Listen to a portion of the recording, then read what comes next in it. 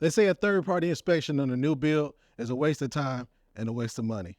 However, if your builder tells you you can't get a third-party inspection on your new build, run. what she said.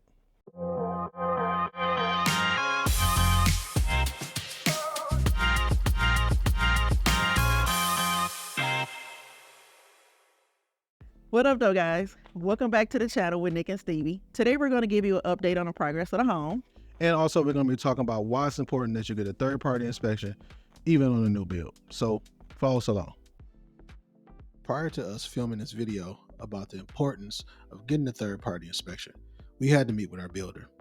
This meeting was our halfway pre-drywall discussion to verify some of the structural upgrades and also to ensure that the high and low voltage was placed in the correct areas as we designed it out during the high and low voltage meetings.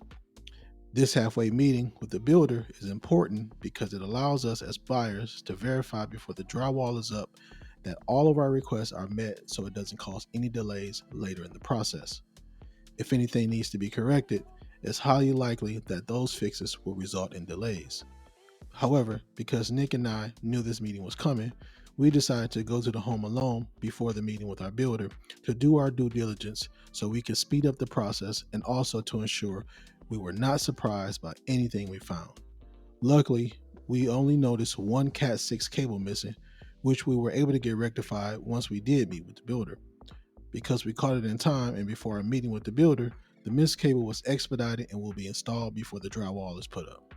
Kudos to the builder for the accuracy in building our home so far.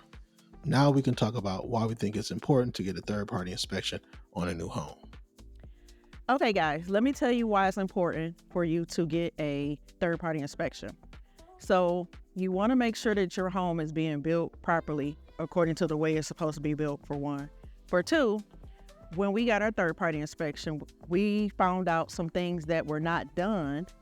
And after speaking with the builder, they're actually going to be done later on in the process. So now we know to look for those things during our final inspection or final walk of the home to make sure that they're done properly. Had we not got the third-party inspection, we would not have known to look out for those things later on during our final inspection. The last time we built a home, we didn't get a third-party inspection.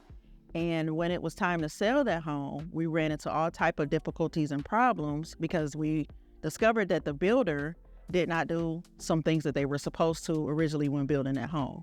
So it's very important to obtain a third-party inspection regardless if you're getting a home built or if you're buying a pre-existing home. All right, so one of the reasons why I thought that a third-party inspection was important is because it gives you another set of eyes to look at your home to ensure that you're getting the home built that you paid for. I know a lot of builders, they don't really like when you get inspections. And to me, that says a lot about the builder. What I like about our builder is they allowed us to get our own third-party inspection for our pre-drywall and also our final inspection. Another reason why a third-party inspection is important is it gives you an opportunity to see exactly how your house is built. Now, I think that's important because if you're going to have any future projects in terms of upgrading your home, knowing that a 2x4 or some blocking is there, that's going to allow you to be able to plan your projects out in the future a little bit better. It also is going to allow you not to have to tear down walls because you don't know what's behind them. Our third-party inspector gave us a comprehensive list of things that they recommended us to do and also told us where things were so that we can plan for our future. So basically, we're just future-proofing our house. So that's why it's important that you guys get a third-party inspection when you're building a new home. And I know a lot of times people say it's not worth it, but definitely it's worth the money because knowing what is going on with your house can give you a peace of mind because this is a long-term investment and you definitely want to protect your investment. So get yourself a third-party inspection when you're doing a new build. It's going to save you a lot of headaches in the future. Okay, Stevie. So how does one go about finding a third-party inspector? And tell them a little bit about the process we use to find ours. That's a great question. So how we went about finding a third-party inspector is we wanted someone in our local area to be our inspector because one, I thought that was important that they familiarize themselves with our city code. Every city may have different codes. So if you have an inspector that's 100 miles out, they may know code, but they might know specific code that's prevalent to your actual city. So one of the things I did was I looked for inspectors who did inspections in our area. And also I use Yelp, I use Google, and I also use recommendations from other people in the area to figure out which inspectors were actually good for our area. And that's how we went about picking our inspector. So try to find someone local who knows the local code, because every city is a little bit different. Make sure that they, are pretty good at what they do. Yeah, check the reviews. Look at how many stars they have. And also make sure they're not the building inspector themselves. Right. Yeah. Yeah. So, or affiliated with the building inspector themselves. Exactly. Yeah. Okay, Stevie. So now we talked about why it's important to get a third-party inspection, and we talked about how to find one. What do you do after you get the inspection and the report? So that's another great question. So depending on the builder requirements. So for instance, our builder allowed us to get a third-party inspection. However, they would not use anything on the pre-drywall inspection to fix. However, during our final inspection, anything that the inspector finds that needs to be fixed, that's the list that the builder will use. So what you do when you get the report is you document everything. And I think that's important because you need a paper trail on what's going on with your home, whether they're going to fix anything that they find or they're not. So once we got our report, we were able to kind of, make some notes on what we thought we need to do if this needs to be fixed. Again, everything that they found was minimal, and the builder was going to be fixing it anyway. But if you run into a situation to where your inspector finds something in your building that's not going to fix it, I think it's important to keep that documentation just in case you need it for later. So yeah, documentation. Yep. And you can also use that documentation later on during your final inspection to make sure it actually got done. And if it didn't, at least what needs to be fixed if you have to get it done on your own. Right. And hopefully that's not the case. Most builders that we've ran across, and especially our builder, are pretty good about getting things fixed, especially if it's egregious. Right.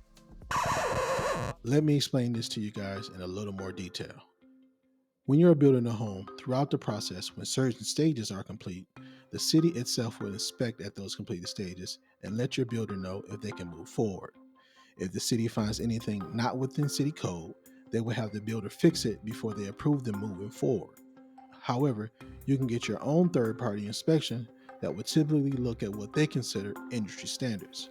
Sometimes this goes above the minimum building code for your city, so you can see the conflict on why some builders don't allow these inspections. Based on your contract, your builder does not have to abide by the third party's inspector finding.